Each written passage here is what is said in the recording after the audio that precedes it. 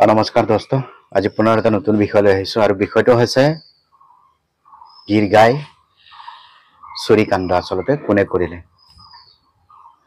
ইতিমধ্যে যে গৰুঘটি প্ৰকল্পলৈ যে 300 জনী গিৰ গাই লৈ অহা হৈছিল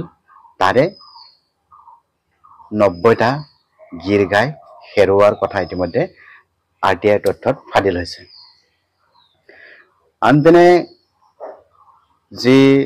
মন্ত্ৰী জয়ন্ত মল্ল বৰুৱাই নিজৰ পত্নী জুলি ডেকা বৰুৱাক ক্লিন চিট দিবলৈ স্পষ্টীকৰণত তেওঁ নিজে প্ৰকাশ কৰিছে যে 60 পৰা 70 টা গিৰ গাই আছে বুলি ইতিমধ্যে প্ৰকাশ কৰিছে শ্ৰোতৰ পৰা গাই আনিছিল 300 জনী গৰুকুটিত গাই ওলাল 210 জনী ৰঙিয়া ষ্টেচনৰ পৰা 90 জনী গাই হেৰাল গৰুকুটিৰ গিৰ গাই ক'ত হেৰাল গৰু চুৰ কোন গিৰ গাই 60-70 গৰাকী গিৰ গাই মোৰ পত্নীয়ে সেই ব্যৱসায়টো চাই আগতে ময়ো চাইছিলো এই ব্যৱসায়টো তেওঁ চাই আছে আৰু সেই চাই থকা ব্যৱসায়টোত এনেকুৱা ধৰণৰ লোন আগে পিছেও লৈ আছে আজিও যদি চাই আহে মোৰ তাত 60-70 টা গিৰ গাই 60-70 গৰাকী গিৰ গাই মোৰ পত্নীয়ে সেই ব্যৱসায়টো চাই আগতে ময়ো চাইছিলো এই ব্যৱসায়টো তেওঁ চাই আছে আৰু সেই চাই থকা ব্যৱসায়টোত এনেকুৱা ধৰণৰ লোন আগে পিছেও লৈ আছে আজিও যদি চাই আহে মোৰ তাত 60-70 টা গিৰ গাই এতিয়া আৰটিআই তথ্যত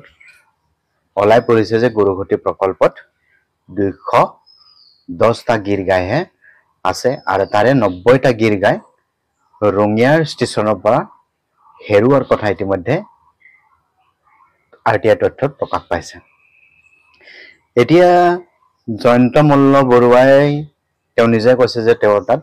60 পৰা 70 টা গিৰ গাই আছে এতিয়া তেওঁ স্পষ্টীকৰণ কৰিব লাগে যে আসলতে এই গিৰ গাই সমূহ তেওঁ কেতিয়া আনিলে আৰু এই গিৰ গাই সমূহৰ যি পঞ্জীয়ন নম্বৰ আসলতে আজিকালি যেহেতু থাকে গিৰ গাই কেটাৰ পঞ্জীয়ন নম্বৰ ৰাজহুৱা কৰিব লাগে আৰু আৰটিআই তথ্যত যি সমূহ গিৰ গায়ৰ পঞ্জীয়ন নম্বৰ আছে তাৰ লগত মিলাই চাব লাগে আসলতে এই চুৰি কাণ্ড কোনে কৰিলে বৰুৱাই যি গো পালন কৰি খাটি খোৱা লোকসকলৰ পেটত লাত মাৰি নিজৰ পত্নীৰ নামত 50 লাখ টকা ৰাজ সাহায্য লৈ যেতিয়া ধৰা পৰিলে তেতিয়া তেওঁ লাজ পাইছে এতিয়া কি হল এতিয়া যেতিয়া তেওঁ গিৰগাই তেওঁৰ নামত যেতিয়া গৰুঘটি লৈ যোৱা গিৰগাই বিলাক যেতিয়া অন্তৰ্ধান হোৱা গিৰগাই তেওঁৰ তাত পলাই পৰিলে তেতিয়াও তেওঁ লাজ পায় আজি কৈছে যে সাংবাদিকসকলক তেওঁ তলৰ শ্ৰেণীৰ মানুহৰ লগত কথা নাপাতে আপুনি কিমান ওপৰৰ শ্ৰেণীৰ মানুহ সেই কথা আপুনি প্ৰথমতে স্পষ্ট কৰক জয়ন্ত মল্ল বৰুৱা ডাঙৰীয়া আমিও জানো ৰাইজে জানে গৰু চুৰি কৰিব পৰা ব্যক্তি এগৰাকী কিমান তলৰ শ্ৰেণীৰ বা কিমান ওপৰৰ শ্ৰেণীৰ মানুহ ৰাইজে ভালকৈ বুজি পায় গৰুকেইটা গৰুখুটি প্ৰকল্পৰ কাৰণে আনিছিলে তেনেহলে যদি গৰুখুটি প্ৰকল্পলৈ আনিছিলে আধাতে ক'ত হেৰাল আৰু যদি সেই গৰুকেইটা আধাতে বিকা হ'ল তেতিয়াহলে কাৰ নেতৃত্বত আৰু কিয় বিকা হ'ল সেই গৰুকেইটা যদি বিকিবলৈ আনিছিল নিবিদাৰ আহ্বান কৰিছিল নেকি যদি নিবিদাৰ আহ্বান কৰা নাই তেনেহলে নিবিদাৰ আহ্বান নকৰাকৈ নলবাৰী জিলাৰ প্ৰতিজন দিলীপ শইকীয়া জয়ন্ত মল্ল বৰুৱাই 20টা দিলীপ শইকীয়াই 2টা নাৰায়ণ ডেকাই 2টা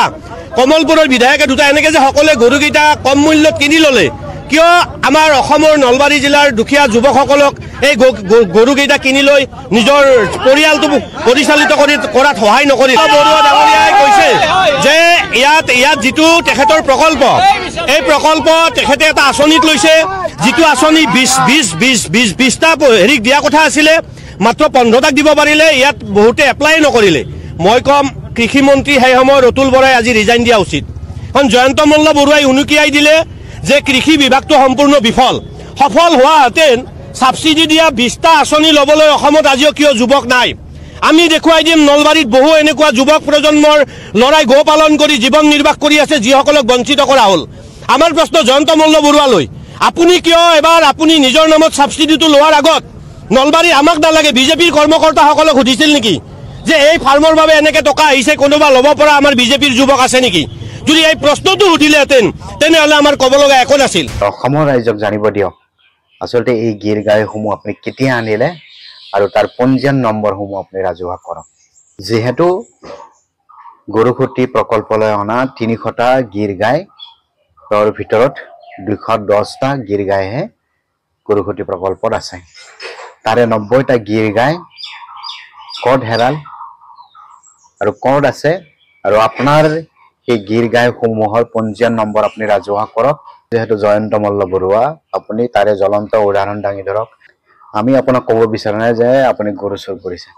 কিন্তু আপুনি ক্লিন চিট দিয়ক ৰাইজক স্পষ্টীকৰণ দিয়ক যে আপুনি গৰু চুৰ লগত জড়িত নহয় অতি দুৰ্ভাগ্য বিষয়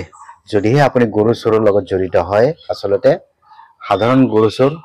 আৰু আপুনি এগৰাকী সন্মানীয় পদত থকা ব্যক্তি যদি গৰু চুৰ কৰে তেতিয়াহ'লে কেনেধৰণৰ শাস্তি হ'ব সেয়া কিন্তু সময়তহে আমি ক'ব পাৰিম আপুনি যেহেতু ৬০-৭০টা গৰু আপোনাৰ তাত আছে বুলি আপুনি নিজেই কৈছে সংবাদ মাধ্যমৰ আগত তেতিয়াহ'লে এই গৰুসমূহৰ গীৰ গাইসমূহৰ পঞ্জীয়ন নম্বৰসমূহ আপুনি ৰাজহুৱা কৰক আৰু সংবাদ মাধ্যমৰ আগত আপোনাৰ যিখন ফাৰ্ম তাতে তেওঁলোকক প্ৰৱেশ কৰিব দিয়ক আৰু স্পষ্টীকৰণ প্ৰদান কৰক তো আজিৰ বিষয়টো ইমান আছিলেহে বন্ধু বান্ধৱীসকল যদিহে কথাখিনি বৰ ইনফৰ্মেটিভ যেন লাগিছে তেতিয়াহ'লে লাইক কমেণ্ট আৰু ছাবস্ক্ৰাইব কৰি দিবলৈ নাপাহৰিব ধন্যবাদ